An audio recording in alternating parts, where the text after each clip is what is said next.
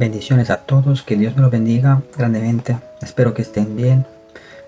Quiero saludar a todos los que me siguen, como siempre, todas las personas que me siguen por medio de mi canal para estudiar el libro de Corintios versículo por versículo. Y queremos ahora continuar por el estudio, aprendiendo más para que el Espíritu Santo siempre nos revele, nos ayuda cada día y cada vez que nos conectamos a que podamos aprender más y más de la palabra por la gloria y la obra de Dios. Así que nos vamos a conectar un poquito porque la semana pasada, la última vez hablamos de 1 de Corintios 1:10, donde el apóstol Pablo habla claramente a la iglesia diciendo que había división entre ellos. Así que hoy vamos a estudiar el versículo número 11 y el versículo número 12. 1 de Corintios 1, 11 y 12.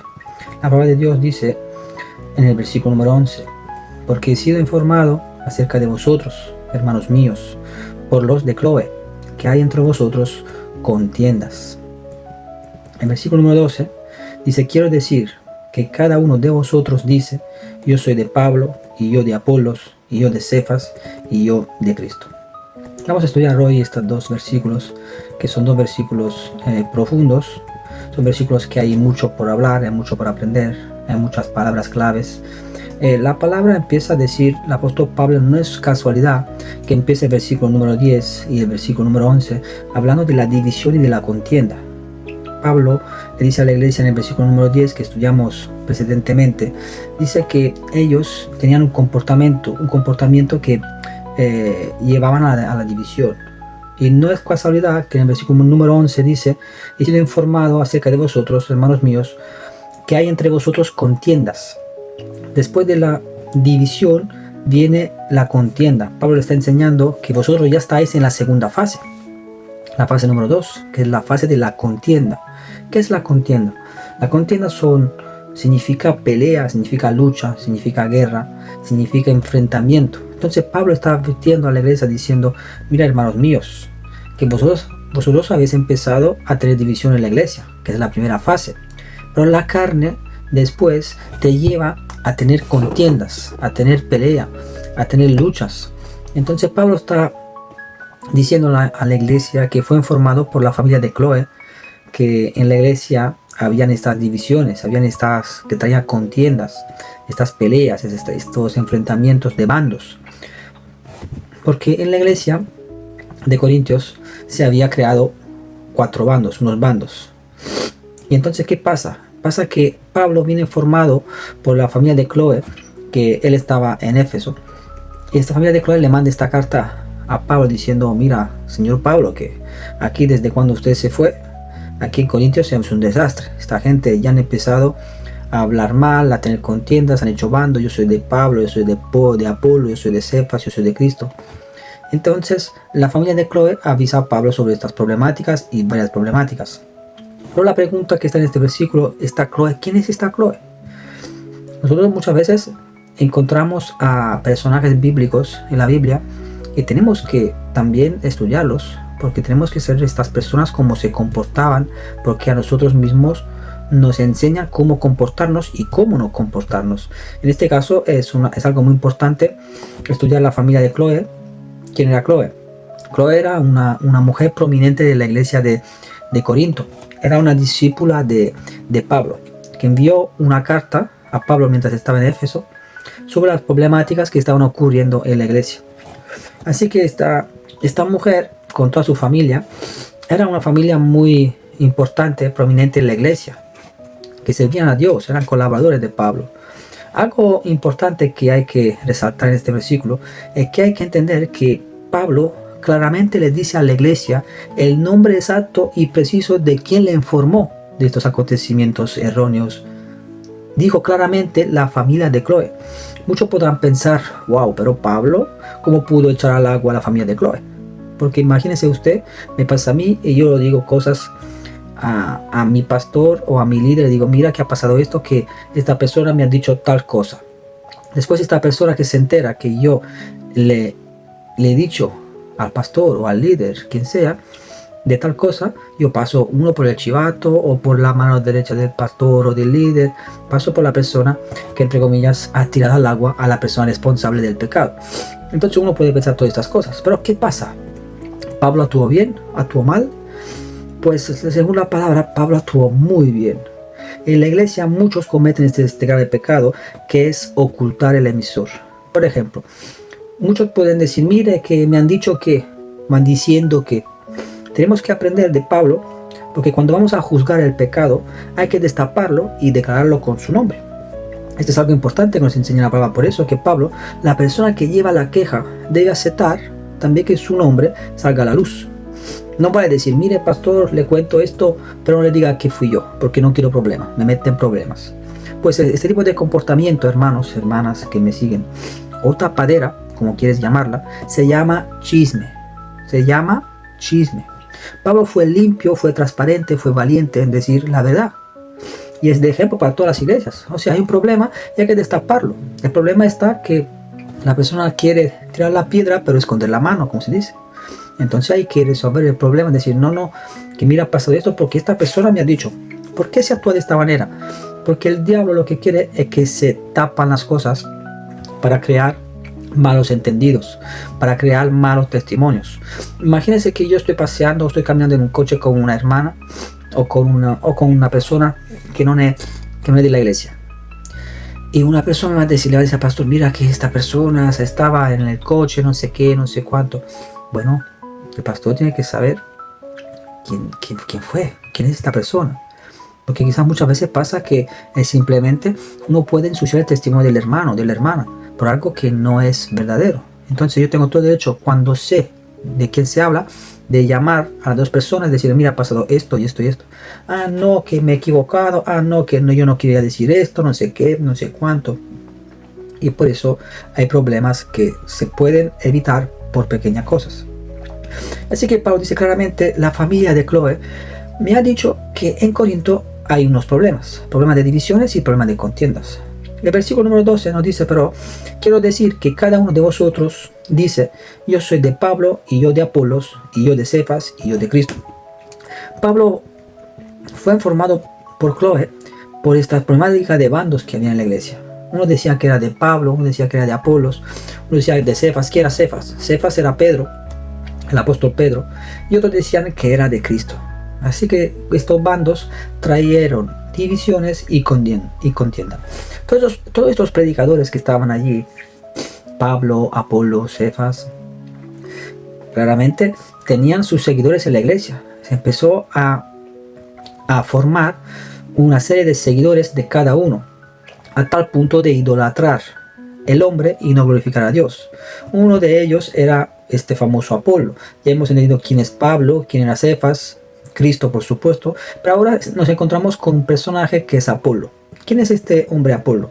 Apolo era un judío de Alejandría, de Egipto, un personaje bíblico que viene mencionado en el Nuevo Testamento, particularmente en el libro de Hechos. Era conocido por su habilidad por hablar con elocuencia y tenía mucho conocimiento de las escrituras, especialmente el Antiguo Testamento.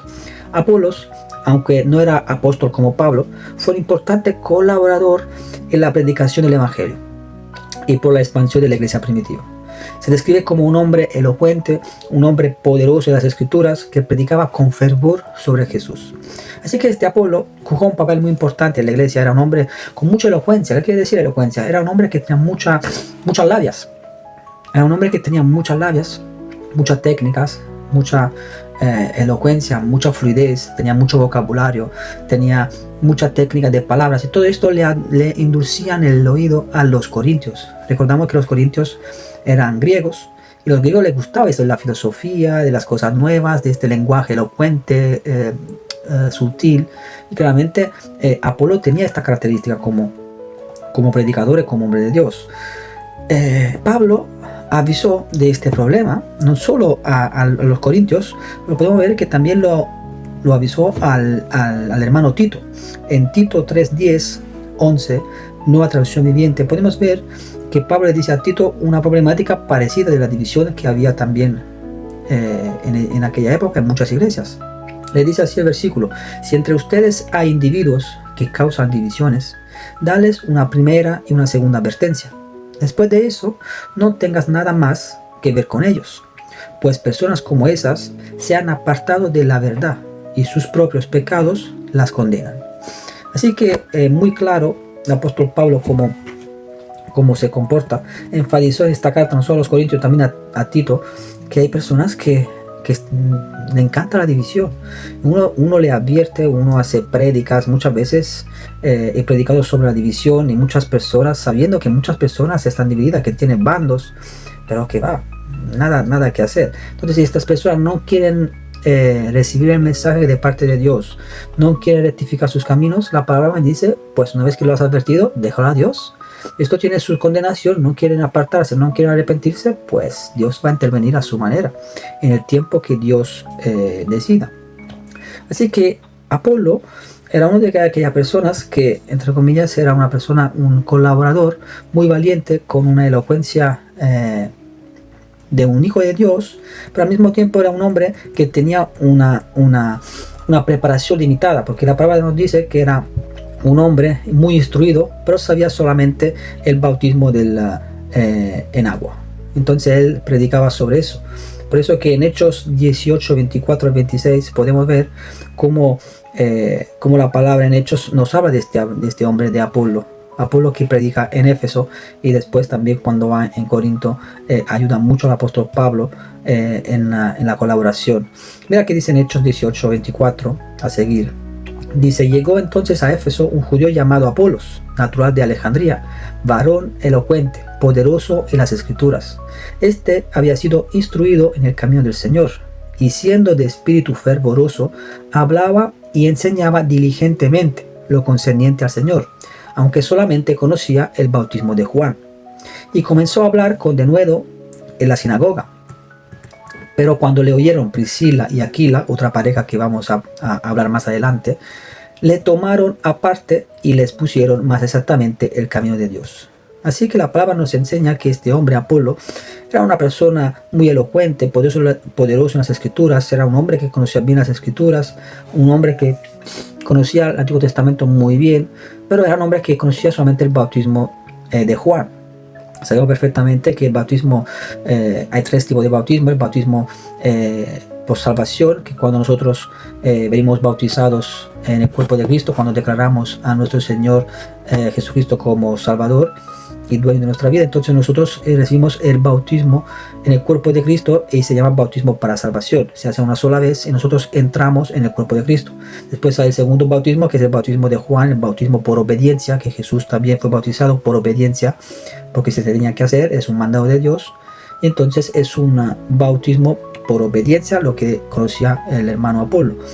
Y después el tercer bautismo, que es el bautismo del Espíritu, que tiene varias manifestaciones, y entre ellas son las lenguas. Entonces el apóstol, el hermano Apolo, conocía solamente el bautismo de Juan. Entonces Priscila y Aquila, dos colaboradores de Pablo, que más adelante hablaremos de ellos quién son, ellos cogieron aparte a Apolos y le enseñaron que había más, que había otros bautismos, y que no era solamente el Antiguo Testamento.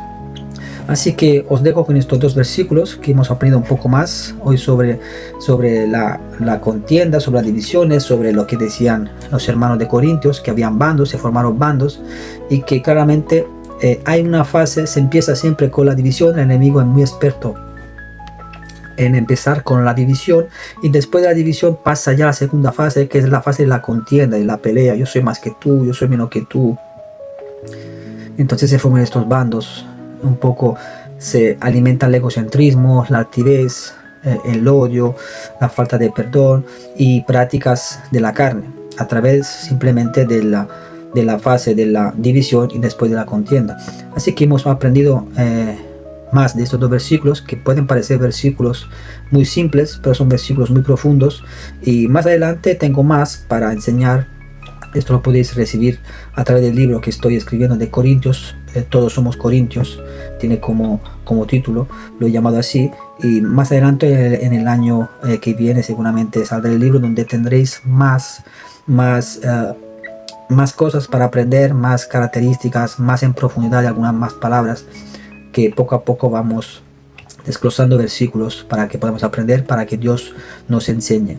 Así que os dejo con esos 2 versículos que podáis meditar, que podáis disfrutar, aprovechar y que podamos estar más llenos de la palabra por medio del conocimiento, de la revelación y de todas las cosas que Dios quiere dar a todos sus hijos. Así que un abrazo muy grande y que Dios me lo bendiga. Bendiciones.